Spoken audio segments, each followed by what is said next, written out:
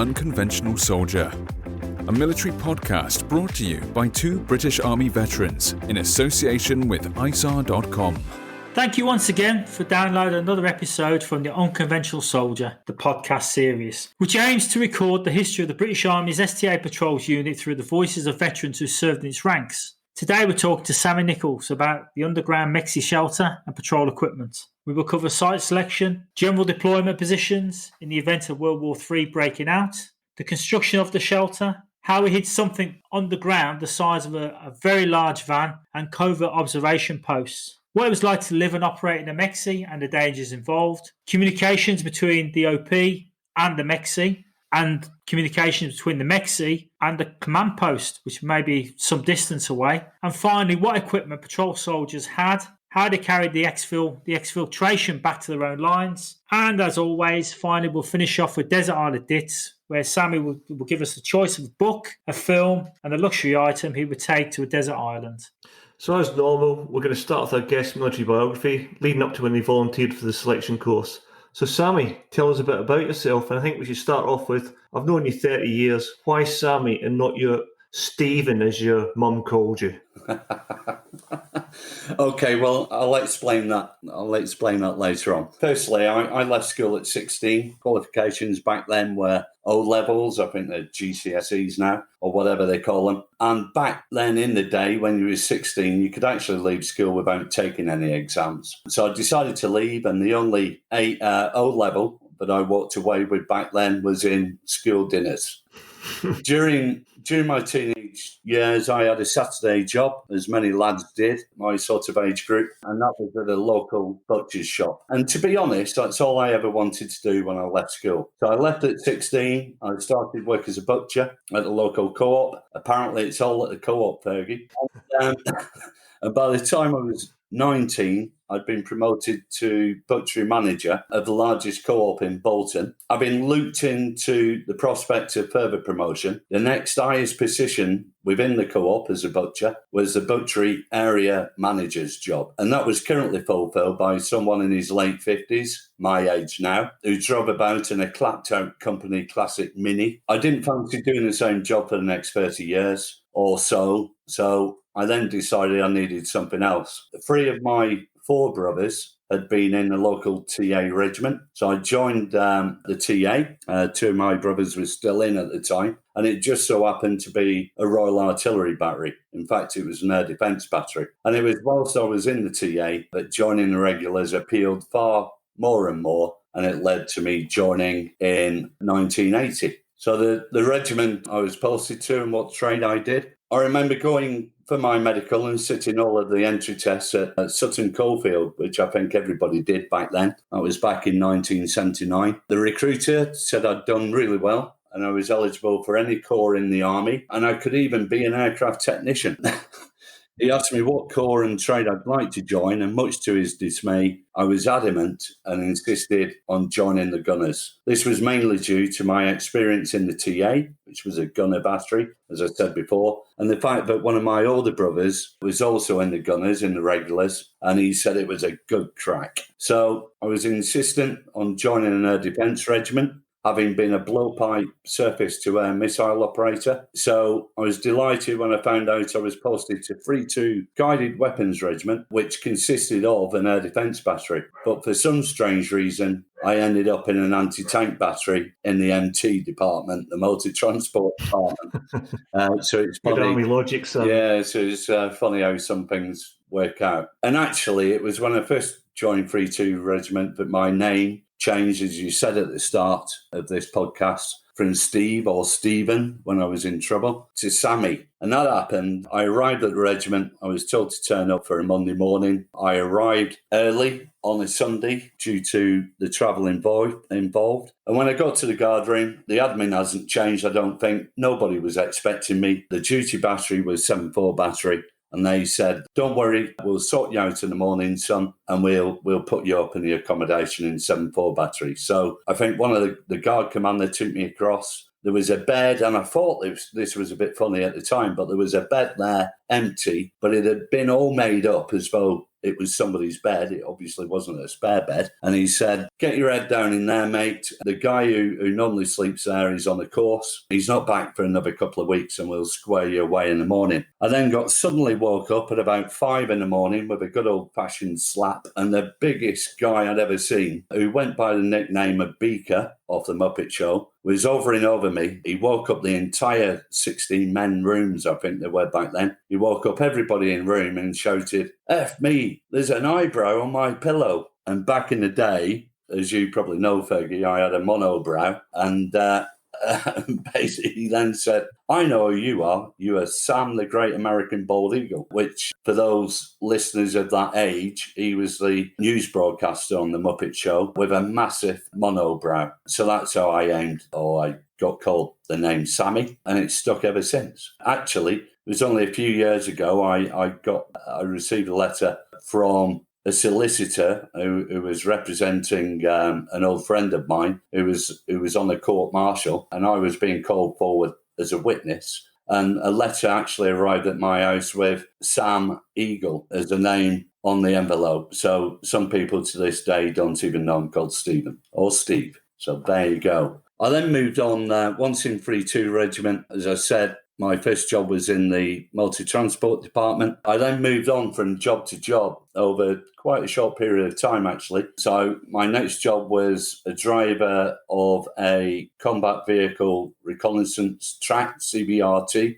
for a swing fire anti-tank, which was a swing fire anti-tank platform. I even did a stint as CO's driver, and then after crashing his car shortly after, I was swiftly moved on to be a signaller in the Ace Mobile Force Land, which was a NATO organisation, and I was employed in the Force Artillery Headquarters as a rebroadcast deck commander. So quite a few very different jobs, and all of them was their choice, i.e. the chain of command, and none of them was my choice, but back in the day, you just did as you was told. I've got a question for you, actually, looking back at 3-2 guided weapons, because I remember when I first joined, it was a weird organisation or a capability for the gunners, because actually it was direct fire weapon. Yeah. And it belonged more to armoured corps, tank corps, something like that, rather than gunners. Why did the gunners have that capability? Absolutely agree. And I'm not sure why, but it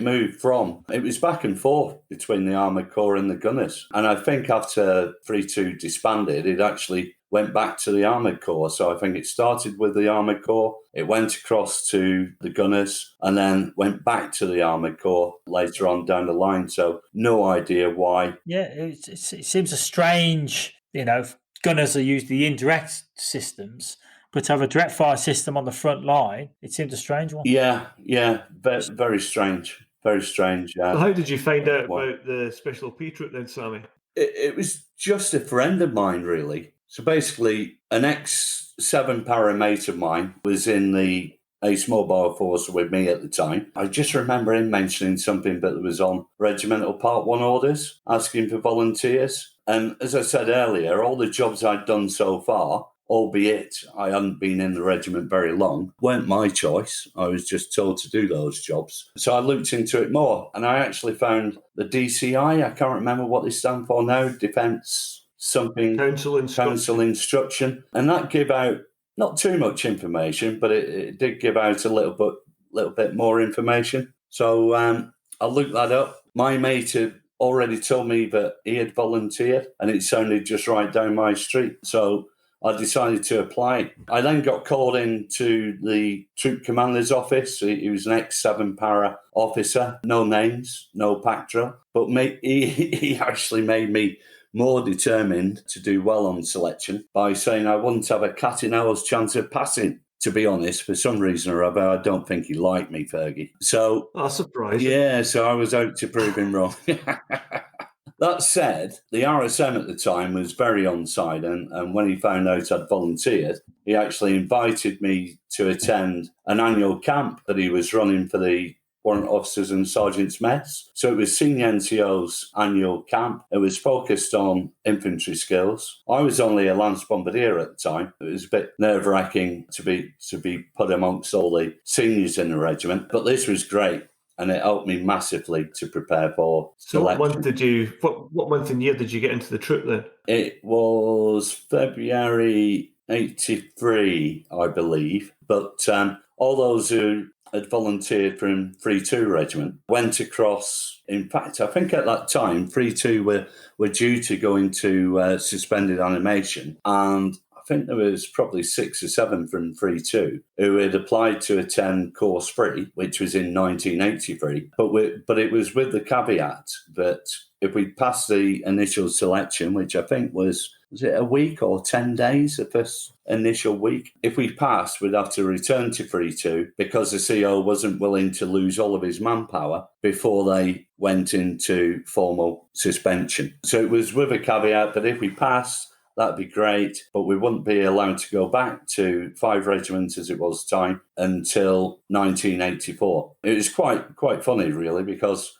I passed the initial selection for course 3, told by, I think it was either Rocky or Geordie, that I would have to go back to 3-2 and come back for course 4 continuation training, and there'd be no need to do the initial selection week again. Guess what? They lied. When I went back in 1984 for course 4, Geordie Watson laughed his head off, and you can probably all relate back to Geordie's laugh, and said, "You're doing selection again." All words to that effect, which I can't use on this podcast.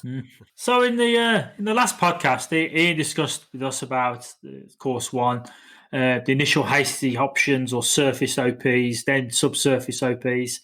But then obviously course 2 and 3 and onwards, there was the introduction of the underground MEXE shelters that the stay-behind role with the special observers would occupy in the deployments of in the GDP. So tell me a little bit about your involvement in that, the selection process, and also, the construction and the day-to-day living inside of MEXE.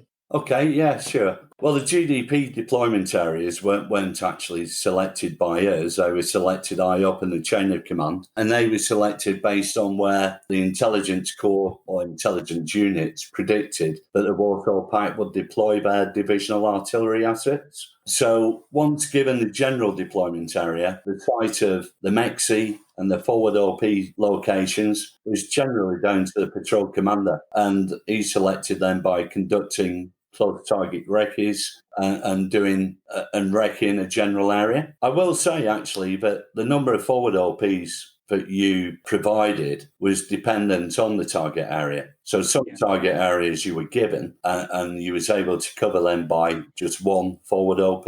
Yeah. But if it was a vast area, then you may have had to deploy, two forward OPs. So it really depended. The patrol commander would make that call on whether it was 1 or 2, because his objective was to observe the target area. It's a lot of responsibility on a sergeant. Yeah, think about it. Very much so. You've been told to watch a particular valley. You have to go out there. You have to sight the OPs, sight the MEXEs in a way that you're going to have a great deal, for survivability, and be able to bring in strike if necessary. Yeah. Or just send the information. But a hell of a responsibility for a 6-man patrol. Massive. And I think I listened to your earlier podcast, and I think it was Fergie who mentioned that the special observers have been qualified for the higher pays of rate of pays. And I think actually, as Fergie said, it was really down to that, because the sergeants, the patrol commanders had so much responsibility. Your normal, I don't mean it derogatorily, but the food parties were commanded by an officer. So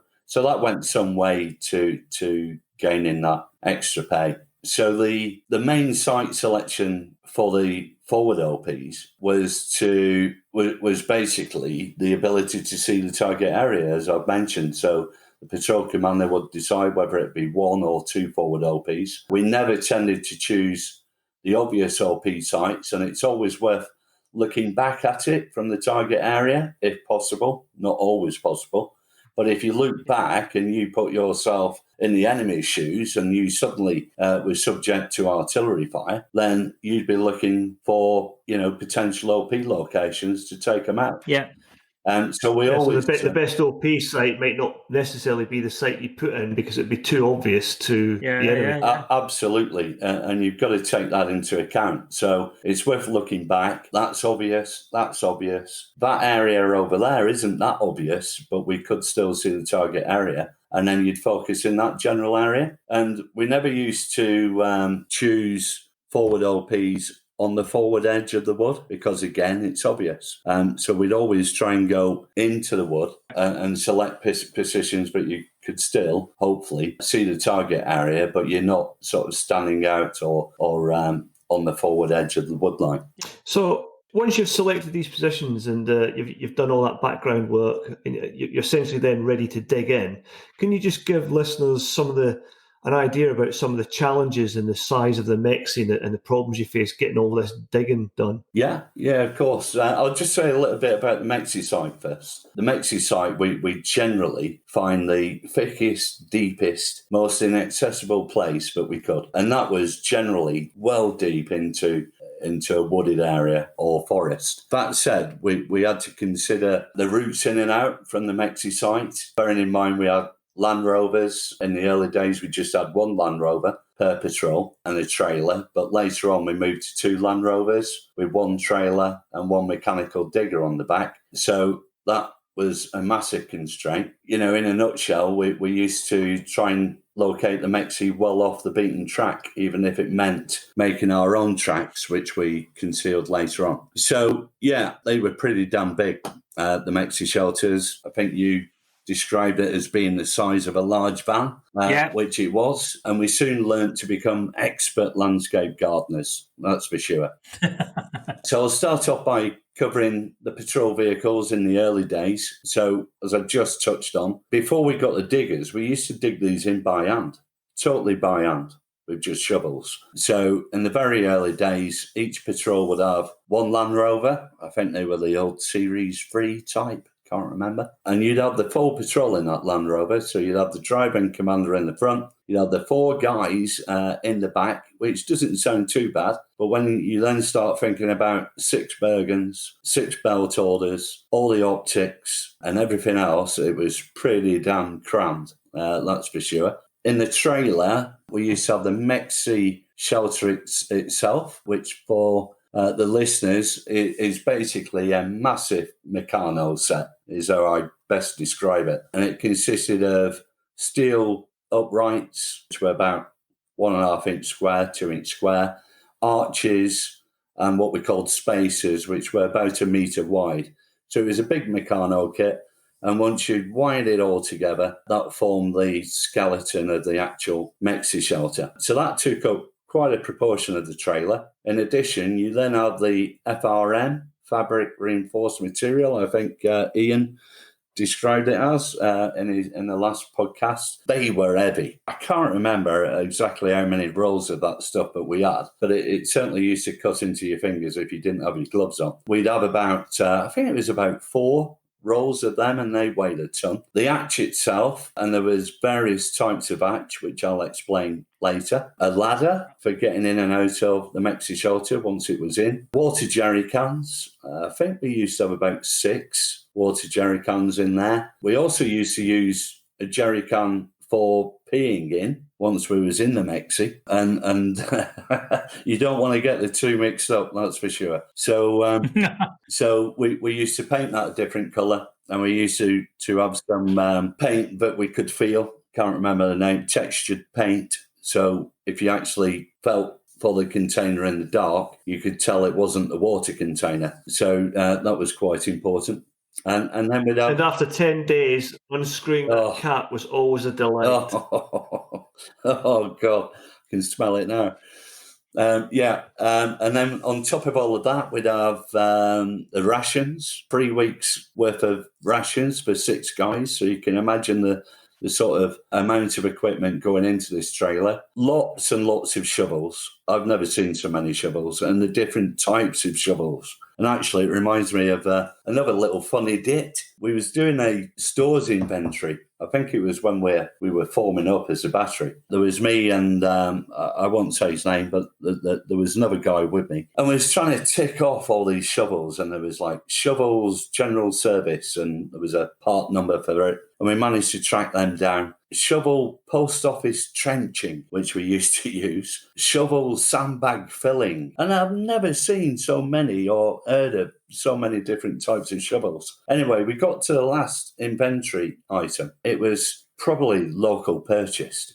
So it didn't have a part number. And all what was in the inventory was shovel BFO, Bravo Foxtrot Oscar. I was looking all around for these two. And I will tell you his name. It was Deb, actually. And Deb didn't mean to say this, but he looked at the far corner of the store and he said, "It's probably those two big F-off ones over in the corner." And we just looked at each other and burst out laughing because he didn't really put two and two together. Lots of shovels, lots of other gardening equipment, pitchforks, picks, crowbars. We had some mechanical sort of plant as well. I don't know if you can remember them. The petrol-powered Auger, which looked like I remember the Auger. Yeah. For part of the recce to test if you could actually dig it down. That's it. Yeah. So we had one of them in the back of the trailer. We also had a whacker, another petrol sort of small plant equipment for breaking into rocks. Yeah, saws, axes, wheelbarrows, stretchers, gas cooker,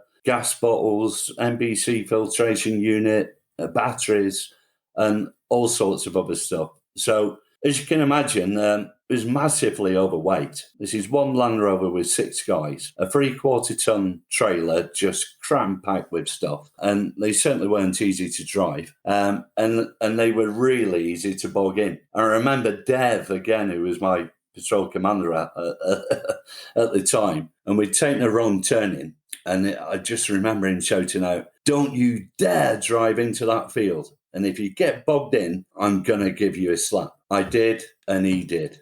So that's the end of that. There was also cases of the trailer flipping over occasionally on the long drives to these exercise areas, and I think in one instance, one totally flipped over, was sliding along on its canopy cover with a ladder underneath, like a giant sledge. Yeah, so weren't easy to drive at all. Later on, we then acquired some small mechanical diggers, which I think have been previously mentioned. It's at that point we sort of ended up with 2 Land Rovers then per patrol. So one with the trailer, 3 guys in each Land Rover, and the digger on the back of the second Land Rover. And that was far safer and actually a lot easier. I think it's worth mentioning as well. Not only do you have to get all this kit onto the vehicles and get them out to the deployment area, but we only had, in theory, a couple of days to get everything put in place, camouflaged up, ready for hostilities. Yeah, absolutely. And one of the biggest challenges was finding the most inaccessible site. But bearing in mind, you had 2 Land Rovers to try and get in, one with a trailer on the back, one with a digger on the back. We used to basically crash through and make our own tracks once we'd selected a site for the MEXE. We crashed through, taking care to remove what was in our way, and then recamming those tracks back up whilst we was digging in. So yeah, quite a lot of work went into it. Once you'd actually got to the site, it was like a mini building site, to be honest. You had to have an area for your stores. We used to totally unload everything from the trailer and have a stores area, and that was your admin area as well for brewing up and getting some food on. Because, of course, every situation was different, but I've been on some MEXE deployments where we've actually used the empty trailer to transport the spoil, the amount of spoil that we've dug out. I mean, different places. Tons of it. And again, I think we mentioned it when I was speaking to Ian. One of the big challenges then was when you get rid of the spoil, you have to go and camouflage the spoil up as well. Yeah, because there's a big pile of earth somewhere. It gives away the game again. Exactly. Everything was about concealment. Yeah, and every site was different, to be honest. You know, I've been to sites and found a natural dip or a natural hollow, and that's generally not a bad sight, because you can actually use the spoil to make that surface afterwards, and so you're hiding the majority of the spoil at the actual site. But the preparation of the area was really important, and it meant carefully removing any plantation, topsoil, and all that sort of stuff that you'd reuse afterwards, as long as it didn't die on you. Same principles as digging in a trench, really, wasn't it? Yeah, it was, absolutely. And we used to use sandbags, empty sandbags, to wrap around all the nearby trees, because the spoil would leave, you're leaving telltale marks, traces, and signs there. And that spoil used to get everywhere, as you guys know. I think it's fair to say we were second to none at camouflage and concealment, because if anyone could camouflage and conceal the MEXE and subsurface OPs and the trails between in only a few days, and people would walk over it afterwards and would not see any sign, it was a skill. Yeah, definitely. And I think we all became experts. So I remember VIPs coming out to visit the MEXE site, and they'd be given a 10-figure grid reference. Yeah. They weren't told that we were subsurface. They were just told, right, there's a patrol of 6 guys here at this grid, 10-figure grid. I think it was down to 1 metre accuracy. And you could actually hear them. I'll come on to the listening device later. But you could actually hear the VIPs and their chaperones all virtually on top of you saying, oh, we must have got the wrong grid. There's nobody here. So we were very good at it. I'll move on to the sort of digging side of it, if you like. So we used to mine tape off the template, if you like, for the shape of the MEXE, which was a large T. Just to give you some idea of the size, the vertical part, so the T shape, the vertical part of the T was the main body of the shelter, and the horizontal part of the T was basically the entrance and the bomb blast area. So it was a massive T shape. The main body was huge. I would say about 5 metres by 3 metres, 5 metres long, 3 metres wide. The top of the T was about 1 metre wide and then about 5 to 6 metres long. And the height of the shelter itself was over 6 foot. In them days with a massive NBC threat, we used to try and get 3 foot of overhead cover in there. So you're looking at a hole about 10 foot deep. Easy. It was vast. So the spoil site was very important, and that was the main thing, was to determine where you're going to put all this spoil. And then once you've sort of outlined and removed the top surface of the T, and then it was dig. And it'd probably take, I think Kev's already mentioned it, 2 days, sometimes a little bit longer, depending on the terrain. But to get 2 forward OPs in, the MEXE itself was a good non-stop digging for 2 to 3 days, quite easily. You could spend a good half day, if not more, on the camouflage and concealment part at the end. Easy. And more, because one of the jobs when I was in the MEXEs, between going to the OP, the pair that wasn't on stag, sometimes first light, last light would do a cam check as well. Yeah. Reinvigorate the cam, go around. And I know on one of my exercises, we weren't using radios from the OP to the MEXE. So we dug line in, and we had to dig about 400 metres of line, and digging line in and camming it all up took a day. And nightmare, and I've done it myself. After digging in for a couple of days, which we've just discussed there, obviously very, very difficult. You're absolutely knackered at this point. But then once you're in, life got a little bit easier. But Sammy, can you just cover the sort of the routine in the MEXEs and the sort of the relationship between the MEXE and the OP sites? Yeah, sure. So as you said, in comparison, you just spent 2 to 3 days digging. You're absolutely knackered. So actually, once you'd got the shelter in, it was a nice rest, actually, just to have, albeit cramped, but it was nowhere near as cramped as the forward OPs. But in the MEXE, it was quite a chilled out area. In comparison, that is. It was cramped. It was very smelly, certainly after a while. I mean, on some exercises, we'd spend 2 to 3 weeks in these things. So you can imagine the smell. Well, my wife likes a candle, mate, as do most wives. And if I was to make a MEXE candle, it would be a mixture of smells. It would be, first of all, urine mixed in with some stale farts, a bit of cala gas from the cooker, the smell of old food cooking. The air was stale. It was absolutely minging. And I always remember when you went out the hatch, how fresh the air was. And vice versa, when you went back into it, it was like descending into hell with a stink. Yeah, it was. I mentioned visitors before, and they didn't tend to hang about. Once you'd invited them inside, and they sort of descended down the ladder, and all these smells which you just described hit them. It's a quick, oh, hello, chap. Right, I'm off now. And actually, I'm sure that some of us used to go out of our way to make it smell a bit more just before they arrived.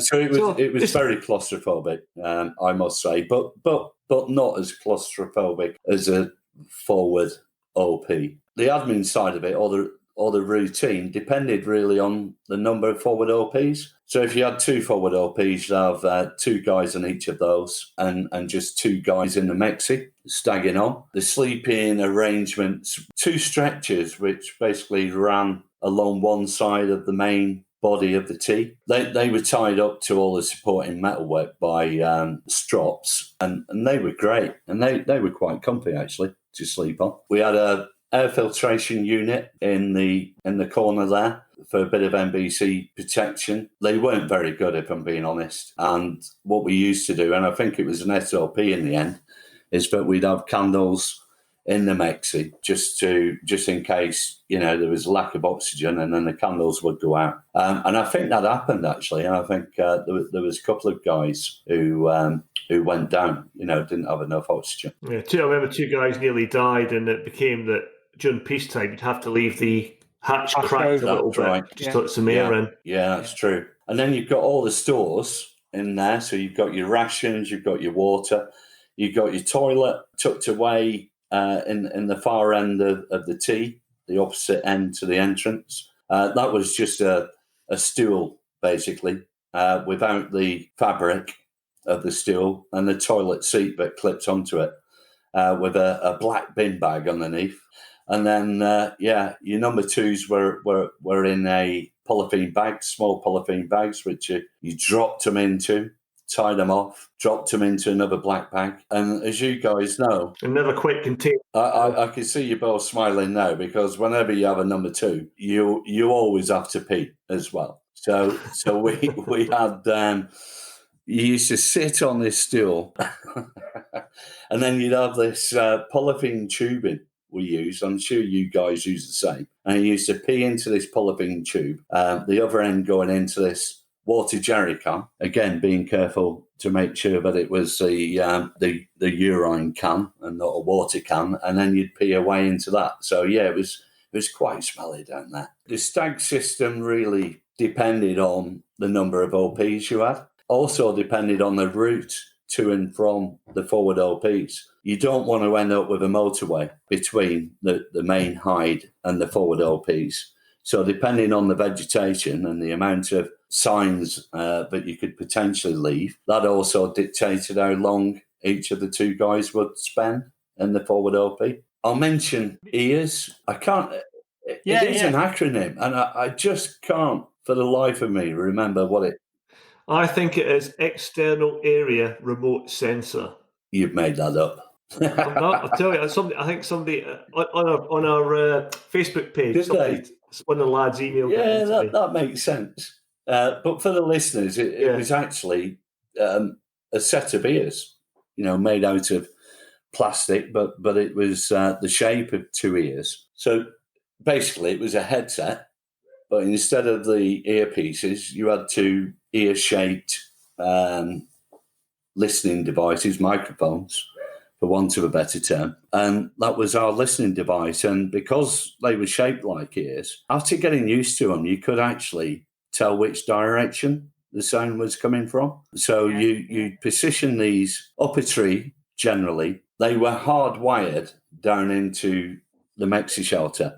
So you had the coax to camouflage and conceal.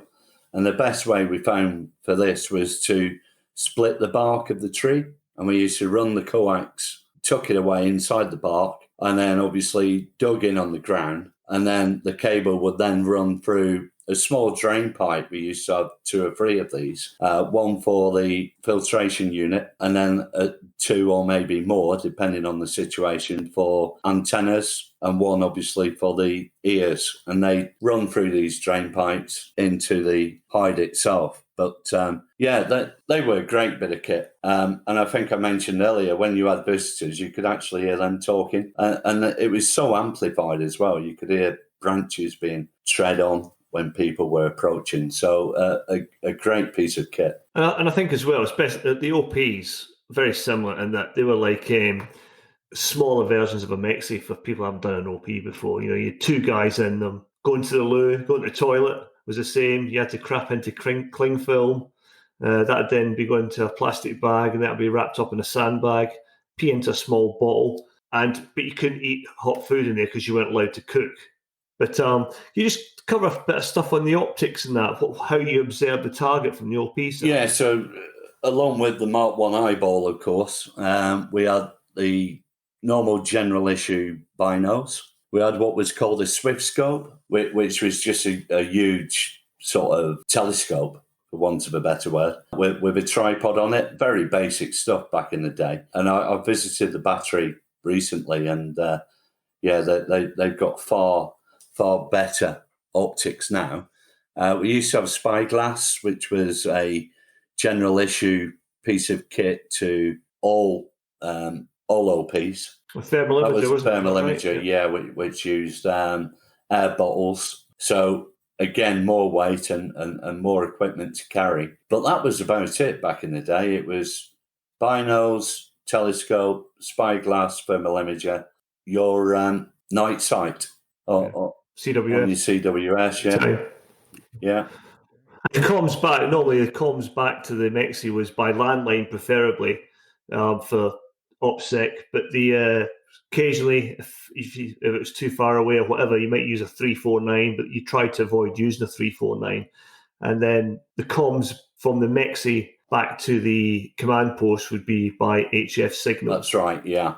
So else, just wrapping up on that, Sammy, before we move on to the next part of the podcast, is anything else you want to cover on the MEXEs or the OPs? I can quickly cover hasty option OPs, if you like. Yeah, that'd be great, mate. Yeah, because during your recce, if you didn't have time to dig in, then you always, and again, it was an SLP really, to recce a hasty option OP. Basically, that was the thickest, deepest bush you could find, really. And the way we used to do it was, as animals do, actually, used to tunnel into the bush, not on the ground, but on the surface. And you just one guy would cut his way through into the bush using secateurs. So you'd cut the vegetation, you'd push it to one side, so you just left enough room for a body to crawl into the bush. And I think the big thing on AC options OPs is if you look into a bush from the outside, you don't see green generally when you're looking deep into the bush. You either see black or brown. So what we used to wear was either the NBC suits, we used to fold them inside out. So you've got the charcoal layer of the NBC suit outermost, and, it's far better than having green kit on. Or some guys used to have in their packs the black coveralls. I used to just use black coveralls. So once you're inside, everything was black or brown. For shelter, we used to use chicken wire. Chicken wire, especially very thin chicken wire, could be folded up to a sort of rectangular package which would fit under the top of your Bergen, and that would be covered in black Hessian. So you've got shelter under there. You've got a bit of a canopy. You've got no protection at all, really, and you observe from the bush. And again, we've had some fantastic AC option OPs. And I've heard stories of people out walking, picking blackberries off a bush. And actually, the blackberries are sort of within a foot of the guy inside the bush, and they never got compromised. But, I mean, an option of last resort, really, because though you had cover from view, you didn't have cover from fire. And if you couldn't get below ground, so as Kev mentioned in one of the last podcasts, it's not just enemy fire you're worried about; it's your own side dropping artillery around you as well as the other option. So the hasty option was that. I mean, it was a very much last resort. Absolutely, yeah. That was a great summary there, Sammy. Thanks. Okay, thanks. Thanks for covering that. I've got one point to make, Dave, because the Royal Engineer mentioned something to me on the last one. Reference FRM. Oh, yeah. Flexible revetment material. Ooh. Because obviously MEXE... sappers, it must be true. Well, good from the engineers, because obviously we borrowed MEXEs from the engineers. We did. And actually, I think, sorry, just going on a bit, if that engineer is listening, I think originally that they were designed not as we use them, as a massive T-shape, but because it was a bit of a Meccano set, they were used for dug-in defensive GPMG positions. But the arch, the arch was above the surface. Yeah. And hospitals. Oh. And hospitals, and we used to sink them. But good old engineers. So, Colin, we're going to cover the basic equipment, I think, as well, aren't we? Yeah, just before that, though, we just obviously we've touched a little bit on the exfiltration phase, and so you're in these MEXE shelters for about 3 weeks, and then you're either overrun by the enemy forces or your time expired because your rations ran out or whatever. So, Sammy, if you just briefly cover how the exfiltration process went when you're trying to get back to your own lines, just sort of the routine and how that would run. Yeah, certainly. Basically, all the patrolling back was done during the night, non-daylight hours. So we used to arbor up during the day. We'd only move at night. During the day, you would then establish comms, and that could be on the reserve net using Morse. And we used to practice that quite regularly as well. So you'd either use your normal HF comms with the digital numbering system that we had. Won't say the name of it.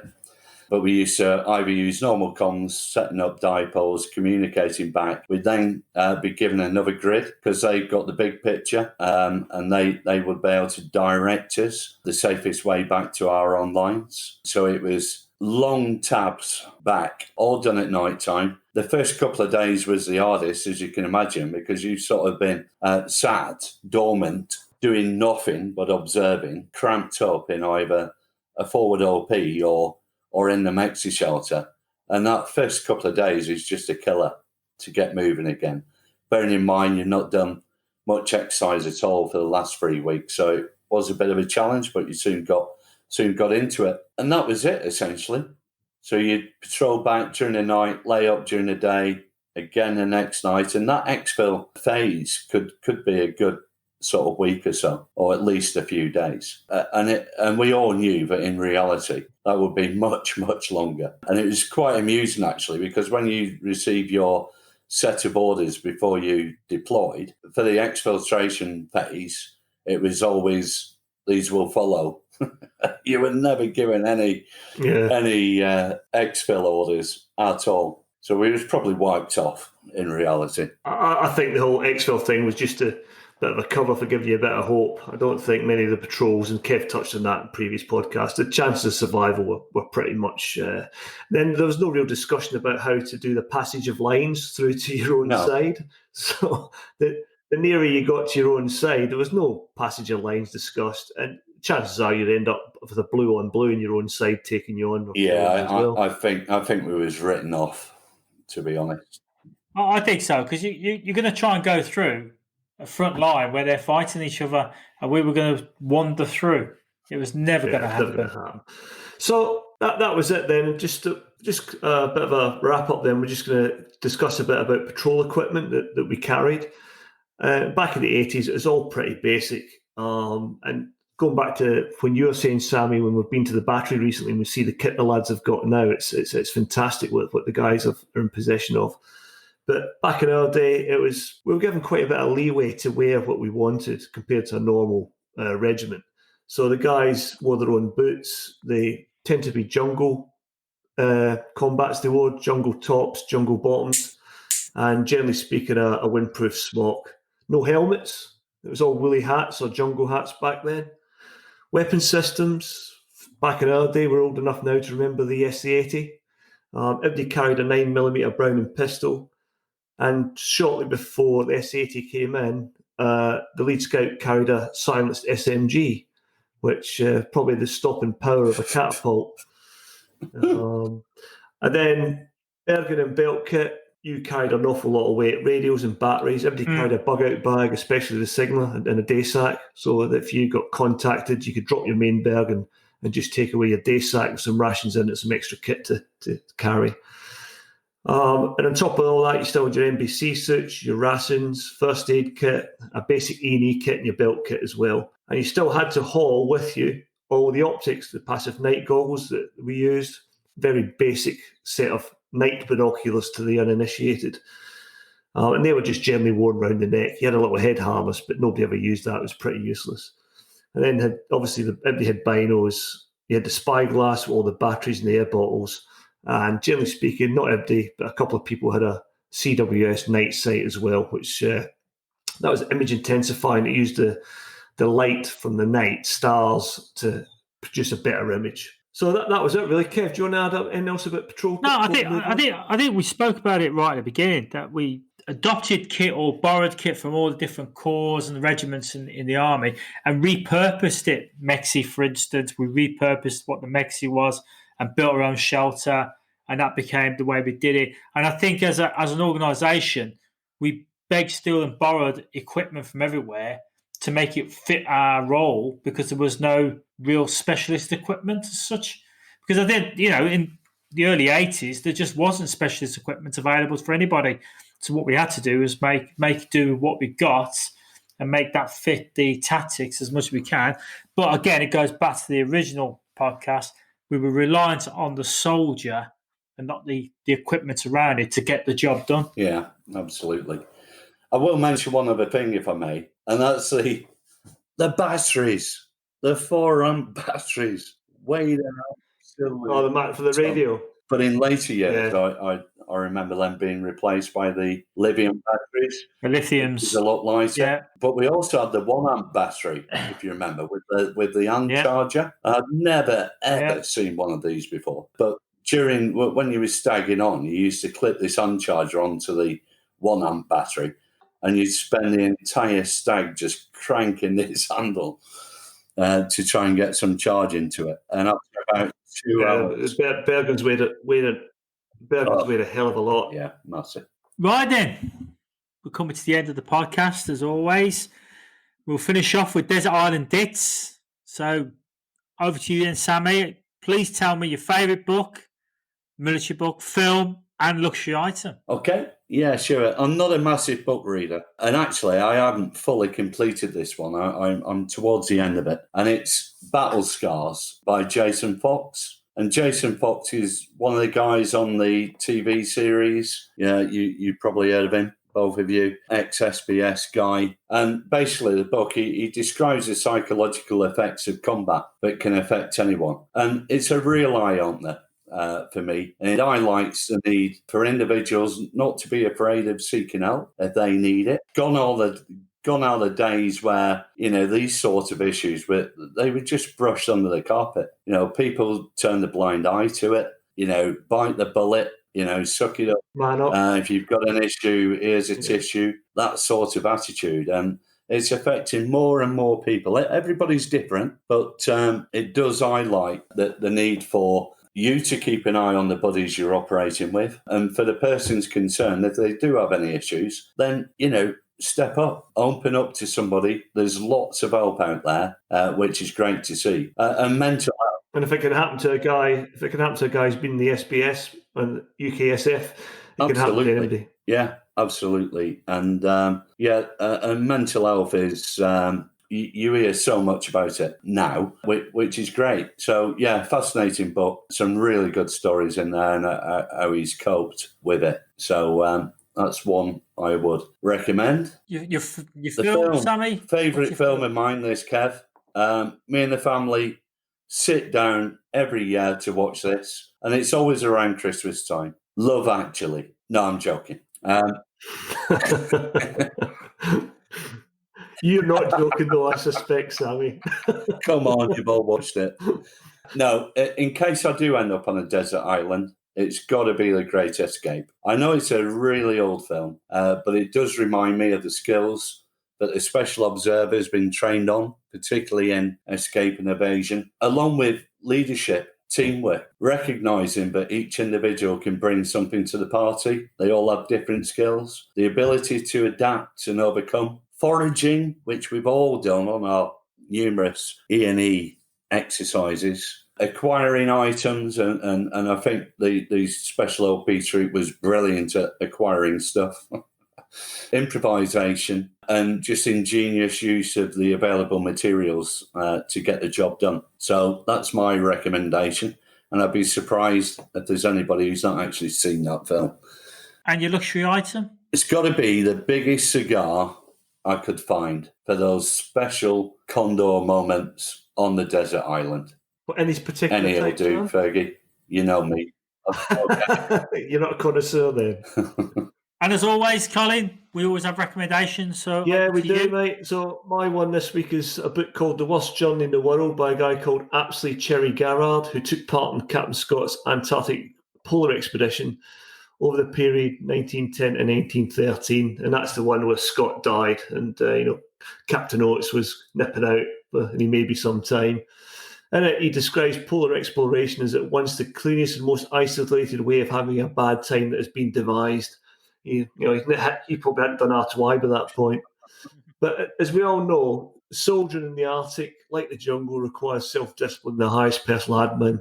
And Garrard reflects this in a tale of pretty much self-inflicted torture. He wasn't a very well guy, and he was nearly never got picked for it.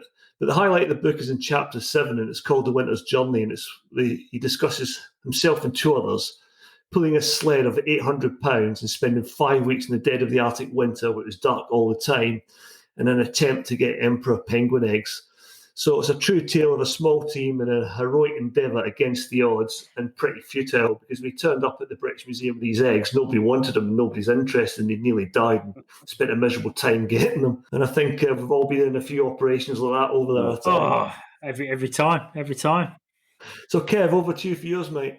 Yeah, I'm recommending a book called Undercover by Patrick Howarth, which was first published in 1980.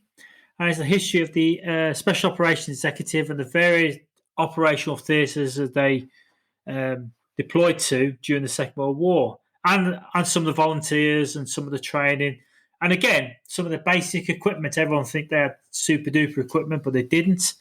They're very reliant on common sense, a great deal of luck, and their little bit of training. There's been a number of films done about the SOE, about the males and the female agents that operated not only in France, but they operated in the Far East. They operated in the Balkans as well. And there were some notable individuals who served in the ranks, including the British actor Anthony Quayle. For the younger members, they probably won't remember him. I remember him. Well, I'm sure you can't. F. Spencer Chapman, who served in the Far East, and he published one of my favourite books, The Jungle is Neutral. And one of the many female agents was Odette Sampson, who was awarded the GC, or the George Cross, and the MBE at the end of the Second World War when she was liberated from one of the concentration camps, having been caught in France as a SOE operator. Fascinating book about it. Again, at a time when the survival rate or the survivability of individuals was in question, but it was all out war and people were willing to take those risks, not only to do that job, but the hierarchy took the risk to deploy people, almost throwing them into enemy territory and hoping they'll return and hoping they'll do some good stuff. Was she the one who died in the concentration camp with dits? No, she survived. Sanson survived, but there was a couple of other ladies that were there who did die, one being an Indian princess. Oh, was it Violet Sabo or something? Yeah, she died as well. Okay, fantastic. Okay. Before we finish then, I'd just like to draw everybody's attention to a veteran initiative called The Big Walk. Tim Richardson is an ex-gunner officer. I think most of Sammy and Kev probably know Tim from days back in Five Reg. And he's a founder of the Black Isle Group, which runs a leadership development and performance improvement business. It's quite hard to say that. So he's doing the big walk in 2021, and it'll recognise the contribution made by care staff, NHS workers, emergency services teams and ex-military volunteers, and it will fund life-changing community projects in the UK and overseas. And over the period 10th of May to the 1st of June, Tim will be walking unsupported over 400 miles. And he'll be joined on individual stages by guests, including leaders, veterans, and some celebrities. So he's also going to get into the podcast business and create some podcasts during his trip. And he'll also do some video interviews looking back on 2020 to identify successes and failures in leadership. I wonder if we're talking to Boris about his great handling of the coronavirus crisis. He'll discuss the new world of work and how business has created happier and healthier, more resilient working environments post-coronavirus. So Kev and I are going to join Tim for the Ben Nevis section of the walk, and we'll conduct a pod interview with him, probably in the downhill section, so we can actually be understood and we're not breathing out our backside. And you can find out more and donate on Tim's webpage at www.thebigwalk.co.uk. And all the details we've posted in the pod notes and on our social media. So once again, thanks to Sammy for coming on and being a listener, and you, the listener, for your support and suggestions. Please keep them coming in, and our emails, social medias, as ever, are on the links at the bottom of the show notes. As ever, again, you can find us all the usual suspects, including Instagram and Facebook and YouTube. And if you've downloaded us from iTunes, we'd really appreciate a rating on that. You don't have to leave a review, just hopefully a 5-star rating, as that's the best way of bringing attention to the series. On our next pod, we'll have our guest Pete Walsh, and we're going to cover the International Long Range Reconnaissance Patrol School, Prone to Capture Troops, and Resistance to Interrogation Training, and finish up with a bit about Brixmas and Berlin in the Cold War. So thanks again to Nick Beale for his continuing support and sponsorship to this series, and offering technical support through his company ISARR. So that's it, and we'll see you next time on The Unconventional Soldier.